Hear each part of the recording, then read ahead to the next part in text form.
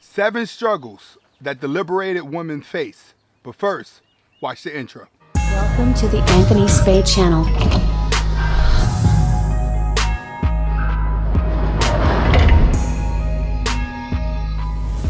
Welcome back to the Anthony Spade channel. Before we get started, I want you to watch the entire video. If you like the video, I want you to press the notification button, the subscribe button, and the like button at the end. Okay, today we're going to be talking about 7 struggles of the liberated woman.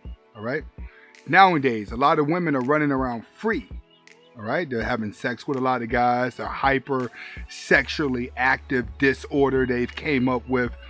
But no matter how free she feels, she still struggles in 7 ways. And today we're going to go over the 7 ways that the liberated woman face. Let's get started. First, all the guys thinks that she's always in the mood to have sex. One thing about liberated women, what they do is they love to talk about it. They love to hang around guys and bring up all the kinky stuff because it makes them feel like they are in control. See, when women start talking about intimacy and kinky stuff, guys get aroused. Guys are quick to talk about it. This is why women like bringing it up. It's because it puts them in control of the conversation. So a lot of liberated women love talking to the guys about it because these are typically guys that they're not going to be with at all. So they like to tease. They become the homegirl. They become the girl like that guys can mess with, but they don't tell nobody. Before you know it, she done already slept with all the guys that she knows. But all these guys are programmed not to talk about it. So she starts to get a name behind the scenes that she don't see because she thinks all the guys are her friends. So now every guy that she comes across that affiliated with the next guys are gonna all think that she's a thotty and that she's down to have sex with. That's the thing. Once a woman goes liberated, it's hard for her to get back her innocence. She's gonna be in more cat fights than normal. Liberated women are always arguing and fighting with another girl. You'll notice that the most promiscuous women that sleep around with the most guys are always in cat fights with other women. And you want to know why? Because women have discovered their superpower is their sexuality. That's a woman's superpower, is her sexuality. So all these women are using their sexuality to gain power. That when they get around other women, they're sizing each other up to see who's going to be the most slutty versus who is the best looking. So if you're the best looking and you look the most sluttiest, then that's going to be a competitor to the liberated woman, because the liberated woman leads the entire environment, leads the conversation, and rule men through sexuality. So when she comes across another girl like that, which is typically more women like that than actual innocent women, there's always going to be a cat fight because all of them are always aiming to dominate the situation. Next, she only knows how to flirt. A liberated woman only knows how to flirt, so she's always stuck in the beta, dating the beta males, because eventually the alpha males get wiser as they get older and they become more smarter. But the liberated woman only knows how to flirt because flirtation is what she's been using to get ahead in the dating world. It helped her to get away with things so she doesn't have to be held accountable for her actions. Liberated women always knows how to sexualize herself to gain power. Next, she becomes addicted to sex toys, all right, which puts a lot of pressure on the guys that she's actually having sex with. See, women start to think, all right, I'm liberated. I can sleep and I can sleep with any guy I want, but it doesn't work that way. She's just sleeping around trying to find a guy that's going to give her an orgasm, because orgasms is what controls women. A man controls a woman when he gives her an orgasm, but she's been using a machine to get an orgasm. So when she goes out and she's having sex with these guys are under pressure to do the same thing as her machine, but the machine is designed to do things that a man cannot do at all. He's not even supernaturally built like that. So women use that as a superpower. Like, I could just go home to my machine to make a man feel bad. And it's kind of like, all right, you're going home to something that's programmed to be superhuman and you're making a man feel bad because you're addicted to a machine. That's where liberated women fail at. They fail at the fact that you only use sexualization to gain head on men, but when men are desensitized to you and you're forced to use your brain, she can't do anything. So when she falls addicted to these sex toys, it consumes her brain. So now she'll never be with a guy, and she's left being a slut for the rest of her life because she's chasing a orgasm that a superhuman would never be able to give her. Next, she don't have any real friends.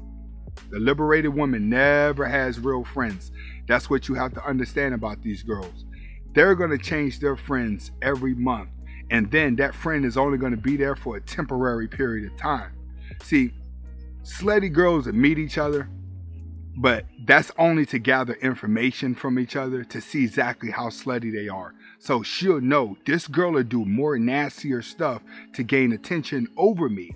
And this is why they don't keep a lot of friends. It's because they all need to rule sexual wise. So there's always a competition with beta males that are going to follow them. You have to understand, women only fight around beta males. They don't fight around alpha males at all. If you go and look at all these YouTube videos and you go and look at all these gas station fights and girls showing up, there's nothing but beta males around. Why? Because that's what they're competing for, is the attention of the beta male, because the beta male is easier to control. So the liberated woman doesn't keep any woman around her because she becomes the girl that can hang out with all the guys. See, the most liberated women have guy friends that they hang out with, because if they can't get the alpha male they want, then they fall back on the guy that they already know. So there's no need for female friends, because she needs to surround herself with people that can appease her hypersexuality whenever she needs it. Next, her neighbors do not like her.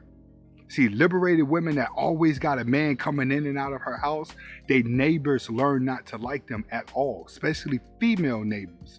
If you ever hang around a woman that you think is over sexually active, or a woman that you're just dating and this is your first time going over her house, pay attention to her neighbors. If she does not get along with her neighbors and she said this neighbor is like this and this neighbor is like that, I don't talk to anybody in my neighborhood, that's because she sleeps around with a lot of people. When women start seeing other women, especially older women that got their things together, start seeing younger women be sexual liberated like that, they lose respect for them. So the neighbor doesn't want to talk to women that are always sleeping around a lot, because they feel like those girls are not good women at all, especially a mature audience that grows. Now, if she's in like a college dorm room and things like that, that's a different ball game. If she's living in a neighborhood where it's nothing but young people, but we're talking like 30s and the 40s, if that woman doesn't get along with any of her neighbors, it's because she's sleeping with too many guys. Next, it's hard for someone to keep up with her on her sexual level. Now, this is a problem that a lot of these women are going to face, because they've been with too many guys, too many different personalities, too many big guys, too many tall guys, too many rich guys, too many poor guys, that she's experienced everything sexually, that her brain is desensitized. All right? At some point, the liberated woman would not be able to pair bond with a man at all, not even sexually, so she's left to go to females. When you start seeing them going over to the female side, chances are they've been with so many guys that they know they've done every sexual thing in the book, that they now need someone to catfight with to stimulate them. And that's what women do.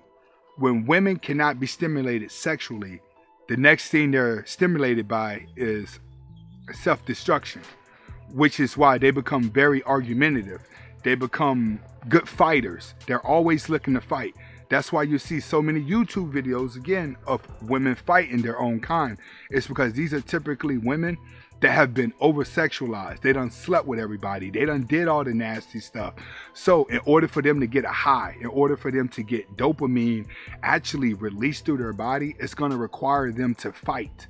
That's the thing about women. This is why you always see so many promiscuous women fighting. It's because they can't get that through sex anymore, because their brain and their body has been desensitized. See, the same girl that may go and get the big dildo to stretch her body out, right, to make her feel good, now she needs a man like that. So once her body has been stretched out, her orgasms are mechanically inside of her head, that it requires a machine, she goes to other women to get the complexity of arguing and fighting with each other, and that stimulates her and gives her dopamine. All right. And these are 7 struggles that the liberated woman is going to face on a day-to-day basis. Now, if you want to watch these type of videos earlier, my videos, you could go over to my Patreon. I'll put the videos over there a couple days in advance. The link is in the description. This is Anthony Spade. Hopefully I was able to deliver the message today on 7 struggles of the liberated female. Hasta la vista.